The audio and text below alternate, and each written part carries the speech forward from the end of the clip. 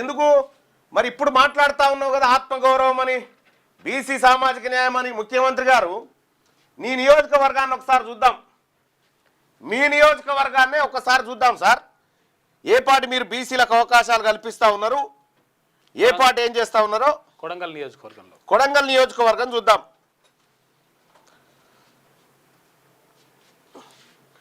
కొడంగల్ నియోజకవర్గానికి సంబంధించి ఈయన పదవులు ఎవరెవరికి ఇచ్చిండు ఏం కథ అనేది ఒకసారి చూద్దాం.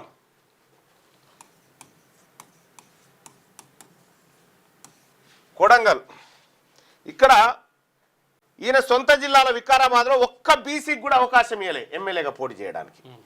ఒక్క బీసీకి ఇవ్వలే ఎమ్మెల్యే, నో బీసీ ఈయన జిల్లాలో. ఏది వికారాబాద్ జిల్లా. నామినేటెడ్ పోస్టుల సంగతి చూద్దాం. ఎంపీలు ఎవరెవరు ఉన్నారయ్యా, ఎంపీ పదవులు ఎవరెవరికి ఇచ్చిండు. ఈయన పోటీ చేసింది విశ్వేశ్వర్ రెడ్డి అక్కడ ఎంపీ. ఈయన మీద రంజిత్ రెడ్డికి ఇచ్చిండు, రంజిత్ రెడ్డి నుంచి. ఇక రెండవది ఏది పట్నం మహేందర్ రెడ్డి ఎమ్మెల్సీగా ఉన్నటువంటి పట్నంను చీఫ్ విప్ చేసిండు, చీఫ్ విప్. ఇది తాండూరు ఎమ్మెల్యే రెడ్డి, పరిగి ఎమ్మెల్యే రెడ్డి,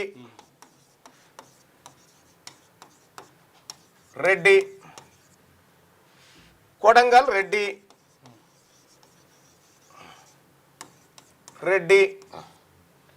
ఇక నామినేటెడ్ పదవులు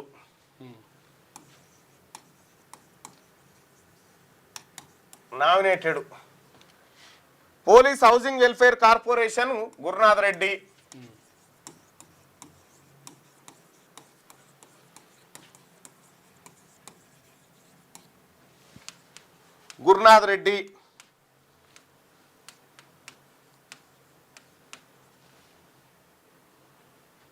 వైశ్య కార్పొరేషన్ మా వైశ్య బిడ్డకి ఇచ్చారు. ఒక వైశ్య కాల్వ సుజాత వైశ్య బిడ్డ. లైబ్రరీ చైర్మన్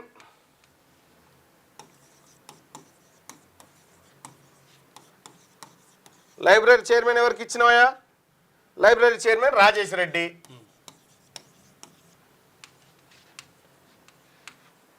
ఇప్పుడు కొడంగల్ కోర్టు పీపీ ఎవరు? సుధాకర్ రెడ్డి.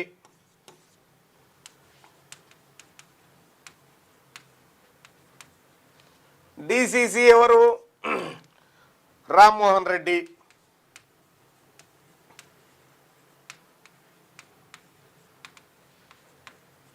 యూత్ కాంగ్రెస్ ప్రెసిడెంట్ ఎవరు జిల్లాకి? సతీష్ రెడ్డి.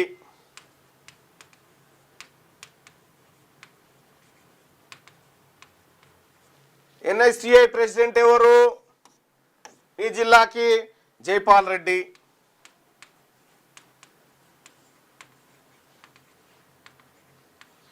నీ జిల్లాలనే దిక్కులేదు సామాజిక న్యాయానికి నీ పార్టీలో. ఇక వీళ్ళు సామాజిక న్యాయం చేసేటందుకు సుదర్శన్ రెడ్డి గారట ఉప రాష్ట్రపతి సీట్లో కూర్చుంటే బీసీలకు న్యాయం జరుగుతుందట. నేను నిన్న మొత్తం ఆయన జడ్జిమెంట్లు, ఆయన కథ కార్ఖాన మొత్తం చదువుకుంటూ వచ్చిన కీలక తీర్పులు ఇచ్చిండు. చాలా బీసీ ప్రజలారా అత్యంత ప్రమాదకరంగా మనకు అన్యాయం జరిగింది వాళ్ళ హయాంలో. అందుకోసమే ఇక్కడ ఈ ఎన్నికల్లో ఈ ఉపరాష్ట్రపతి మీకు ఓటు కనుక ఉంటే ఉపరాష్ట్రపతిగా ఎవరికి ఓటేస్తారు? నేనైతే రాధాకృష్ణన్ బీసీ బిడ్డకి వేస్తా ఓటు.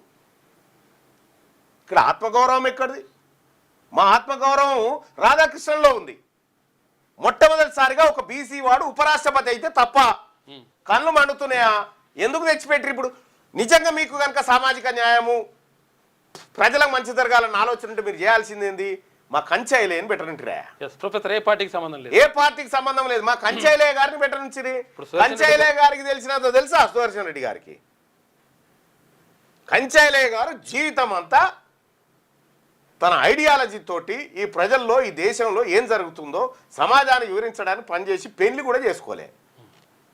అటువంటి బిడ్డ కంచాయిలే మీద చేయలే. ఎస్, ఇయాల్టికి దాడి జరిగి 39 రోజులు అవుతుంది, ఇంకా నిందితులను అరెస్ట్ చేయలేదు. సామాన్య జనాల పరిస్థితి ఏంది? Rachakonda police shame. ఇక్కడ మరి మనం పార్టీ కోణం నుంచి ఈ అంశాన్ని చూడకూడదు. అలా చూస్తే మనం ఆగమయ్యాం. పార్టీ కోణంలో ఎట్టి పరిస్థితిలో చూడకూడదు. మనకు బీసీ కోణమే. మనోడా కాదా లెక్క గంతే. మనోడైతేనే మనం మద్దతు చేయాలి. అందుకోసమే ఈ దక్షిణ భారతదేశంలో ఉన్నటువంటి ఎంపీలందరికీ నేను రిక్వెస్ట్ చేస్తా ఉన్నా, ఈ బీసీ బిడ్డ రాధాకృష్ణన్ను గెలిపించండి అని చెప్పి రిక్వెస్ట్ చేస్తా ఉన్నా. ఆయన ఎన్డీఏ కూటమి కావచ్చు, ఇంకో కూటమి కావచ్చు, అవకాశం మావోనికి వచ్చింది, మా బిడ్డకు వచ్చింది అవకాశము. మా బిడ్డకు అవకాశం ఇచ్చినోనికి మంచి జరగాలని కోరుకుంటాం. రాష్ట్రపతి ఉపరాష్ట్రపతికి పార్టీలు ఉండవు యాక్చువల్గా అయిన తర్వాత ఉండవు. కాబట్టి మనం ఎట్టి పరిస్థితుల్లో నేనైతే నాకు ఓటు గనక ఉంటే నా ఓటును రాధాకృష్ణన్ బీసీకే వేస్తా. నాకు ఓటు గనక ఉంటే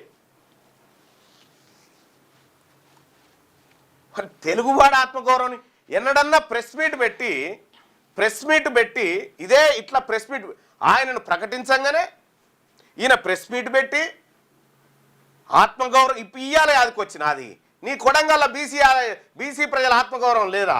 వాళ్ళ ఆత్మగౌరవం చంపుకొని బతా ఉన్నారు. ఇదే ప్రెస్ మీట్ పెట్టి తెలంగాణ రాష్ట్రంలో కాంగ్రెస్ పార్టీ బీసీలకు ఉదయపూర్ డిక్లరేషన్ బొందబెట్టి బీసీలకు అన్యాయం చేసింది. ఉన్న బీసీలనైనా గెలిపించడని చెప్పిన ఎప్పుడైనా ప్రెస్ మీట్ పెట్టి ఆత్మగౌరవం బీసీ ఆత్మగౌరవం వద్దా? బీసీ ప్రజలారా, రేవంత్ రెడ్డి అయినా ఈ పుట్టలున్న విషం సర్పం ఈ పుట్టలోకి వచ్చినంత మాత్రాన విషం పోదు. విషమే వాళ్ళు ఎప్పటికైనా అట్లే. కాబట్టి బీసీ ప్రజలారా, మన ఆత్మగౌరవం మన మన అధికారం మనకు రాజకీయ అధికారంతోనే సాధ్యమవుతుంది. అందుకే ఆ విధంగా మనం ముందుకు వేయాల్సినటువంటి అవసరం ఉంది. అడుగులు ముందుకేయాలి. 100% బీసీల ద్రోహిగా రేవంత్ రెడ్డి ముద్ర వేసుకుంటే ఎప్పుడో కులగణంలో బీసీల లెక్కలు తారుమారు చేసినప్పుడే అయిపోయింది. దానికి స్వతంత్ర కమిటీ చైర్మన్గా మళ్ళీ సుదర్శన్ రెడ్డి తెచ్చిపెట్టిండు. వాహ్! ఇంకా చిట్చాట్ చేసుకుంటే పార్టీ పరంగా 42% బీసీలకు రిజర్వేషన్ ఇయ్యే శాతగానటువంటి ముఖ్యమంత్రి ఉంటేంది నువ్వు, లేకపోతేంది ముఖ్యమంత్రిగా. మాకేమచ్చారా నీతోటిగా? అయిపోయింది నీ పని, నీ డొల్లతనం తేలిపోయింది. మా బీసీ బిడ్డ గెలవాలని కోరుకుంటున్నాం. ఈ ఉపరాష్ట్రపతి ఎన్నికల్లో మా బీసీ బిడ్డ రాధాకృష్ణన్ గెలవాలని కోరుకుంటున్నాం.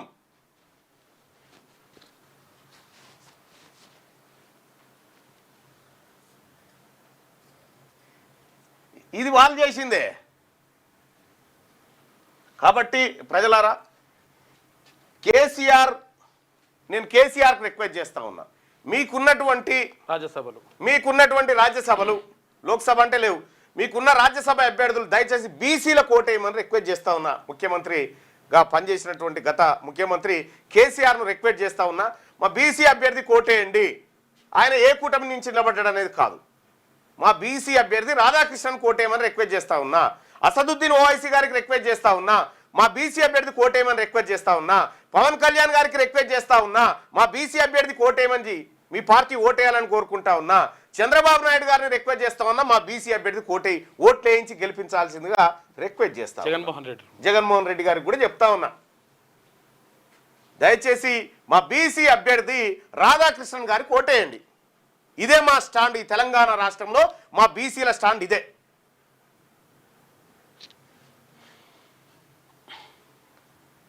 ఇంకా ఉపరాష్ట్రపతి అభ్యర్థికి కంచాయిలే పనికి రాలేదా? కంచాయిలే ముఖమా మీ అందరిది? వాళ్ళ తార స్టఫ్ లేదు, బిఫ్ లేదు, అబ్బా ఉత్తదే బ్లఫ్. అందుకోసమే ప్రజలారా, ఓట్లు మన దగ్గర ఉన్నాయి, ఆడని ఏం డ్రామా ఆడతారో. ఈ 42% రిజర్వేషన్ ఇవ్వకుండా మీరు లోకల్ బాడీకి రావి, బీసీలం చెప్తాం. అప్పుడు పార్టీ తరఫున వీటి తరఫున ఏం అవసరం లేదు, మీ పని రిజర్వేషన్ అవసరం లేదు. అట్లయితే ఇప్పుడు ఏం చేయాలన్నట్టు, మీ లక్ష్యం పూటకోసారి మారొద్దా అన్న అని చెప్పని అంటుడు. ఒక విషయం, బీసీ బిడ్డ కోటేయమంటే మారినది అంటే రెడ్ల కోట్లేయన్నా, మేము రెడ్ల కోట్లేయమని చెప్పాలి మేము. ఇదే రేవంత్ రెడ్డి గారు ఏబీవీపీలో ఉంటాడు, ఆర్ఎస్ఎస్ ఆర్ఎస్ఎస్లో ఉంటాడు, ఆడికేని టీఆర్ఎస్లో చేరుతాడు, ఆడికేని తెలుగుదేశంలో చేరుతాడు, ఆడికేని కాంగ్రెస్లో చేరుతాడు. వాళ్ళేం మారలే. మేము మా బీసీల ఆత్మగౌరవం అంటే ఇది వచ్చినది. బరాబర్ బీసీలే మాకు కావాల్సింది. ఆడ ఏ పార్టీలు ఉన్నా సరే, కాంగ్రెస్ పార్టీలో ఉన్న బీసీలకు అన్యాయం జరిగినా మేము మాట్లాడతాం, బీఆర్ఎస్ పార్టీలో బీసీలకు అన్యాయం జరిగినా మేము మాట్లాడతాం, బీజేపీలో ఉన్న బీసీల మీద ఎవరైనా అగ్రవర్ణాలు దాడి చేసినా మేము మాట్లాడతాం.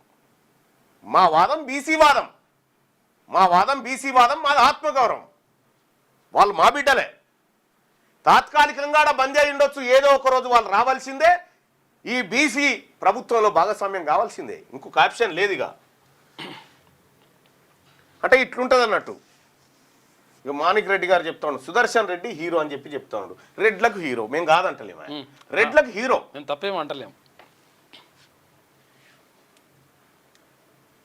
ఈ దేశంలో ఉన్న పార్టీలన్నీ వారియే, మనం పార్టీ కోణంలో చూడకూడదు. సుదర్శన్ ఇక మాణిక్ రెడ్డి గారు వాళ్ళ అభ్యర్థి గురించి ఎట్లా ప్రచారం చేసుకుంటున్నాడు చూడండి. సుదర్శన్ రెడ్డి కష్టపడుతున్నాడు. ఇతను కమిట్మెంట్ ఒప్పుకోవాలి. ఆయన వర్గం కోసం, ఆయన రెడ్డి జాతి కోసం ఆయన కామెంట్ పెట్టుకుంటున్నాడు. ఆయన ఒప్పుకోవాలి. గ్రేట్. అసలు అట్లా వేయాలి. అసలు బీసీలు మరి మీరు పెట్టుకోరేందయ్యా, మేము పెట్టుకుంటున్నాం అని చెప్పి చెప్తా ఉన్నారు కదా. ఈ బీసీలు మీరు దమ్ముంటే మీరు రాధాకృష్ణన్ పేరు పెట్టుకోండి అని చెప్తా ఉన్నారు కదా. సోయి ఉండాలంటారు. మనకి ఏది లేదు, వట్టిగానే ఏం చెప్తున్నాం, ఏమీ కాదు. మళ్ళా కొంతమంది ఇక బీసీలకు వీళ్ళేదో మంచి చేస్తున్నట్టుగా, ఏదో యాక్టింగ్ చేస్తున్నట్టు వాని యువసేన వీని యువసేన పెట్టుకొని పబ్బం గడుపుకుంటుంది తప్ప ఇంకోటి లేదు. ఈసారి బీసీలమంతా ఒక్కటై బీసీ గలం వినిపిస్తా ఉన్నాము, బీసీ ప్రజలమంతా ఒక్కటై వినిపిస్తా ఉన్నాము. మీకు సహజంగానే అది జీర్ణం కాదు. మాణిక్ రెడ్డిని మనం ఎందుకు అనాలి? మన అభ్యర్థి గొప్పతనం చెప్పండి. ఆయన అభ్యర్థిని ఆయన బలపరచుకోండి. బీసీ అభ్యర్థిని బీసీ చెప్పుకోండి. తప్పేముంది, ఆయన ఇష్టం. అది ఆయన ఇష్టాన్ని మనం, ఆయన అభిప్రాయాన్ని గౌరవించాలి. మన అభిప్రాయం ఏందో కూడా మనం పెట్టాలి కదా, తెలుస్తుంది. ఆయన అభ్యర్థిత్వానికి సంబంధించి అది, ఈయన అభ్యర్థిత్వానికి సంబంధించి ఇది. సో ఇక్కడ ఉపరాష్ట్రపతి ఎన్నికల్లో ఉపరాష్ట్రపతిగా ఒక్క బీసీ లేడు. స్వాతంత్రం వచ్చినప్పటి నుంచి రాష్ట్రపతిగా ఒక్క బీసీ లేడు.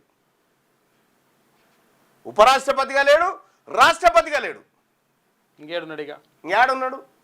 అందుకోసమే బీసీ బిడ్డ ఏం బయటోడు కాదే, మన ద్రవిడ బిడ్డనే కదా, మన తమిళనాడే కదా, మన ద్రవిడ బిడ్డనే కదా, దక్షిణ భారతదేశమే.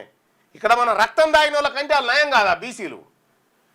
తమిళనాడులో లీడర్లకు ఉన్న బీసీ కమిట్మెంట్ ఇక్కడ ఉన్నటువంటి సుదర్శన్ రెడ్డి గారు ఉంటే నిజంగా ఉపరాష్ట్రపతి స్థానంలో కూర్చుంటే బీసీలకు బిల్లు అమలు కానిస్తాడా? వాళ్ళు కొన్ని సందర్భాలు వస్తే స్టాలిన్ కూడా ఆయనకు సపోర్ట్ చేస్తారు. అట్లుంటది. స్టాలిన్ కూడా సపోర్ట్ చేస్తాడు అవసరమైతే సందర్భాలు వస్తే అట్లుంటది. నేనేమంటున్నంటే మా బీసీ అభ్యర్థి మనలో ఇప్పుడు వచ్చిన చైతన్యం అలాగే ఉంటే ఖచ్చితంగా వచ్చి తీరింది. తెలంగాణ రాష్ట్రం బీసీల మీరు రాసి పెట్టుకోండి, 2028 నాడు వీళ్ళంతా చిత్తు కొట్టుకపోతారు. ఈ బీసీలను ఇన్ని రోజులు అనగదొక్కుతున్నటువంటి వాళ్ళంతా చిత్తు కొట్టుకపోతారు. ఆ రోజు దగ్గరలోనే ఉంది, ఆ కథ జరుగుతుంది. ఇక పత్రికలలో మీ అందరికి తెలుసు, మన తెలుగు బిడ్డ, మన ఆత్మగౌరవం, మన రైతు కుటుంబం, అంచెలంచె, ఇవన్నీ డ్రామాలు ఉంటాయి. అసలు విషయం ఇది. మనం బీసీల వైపు.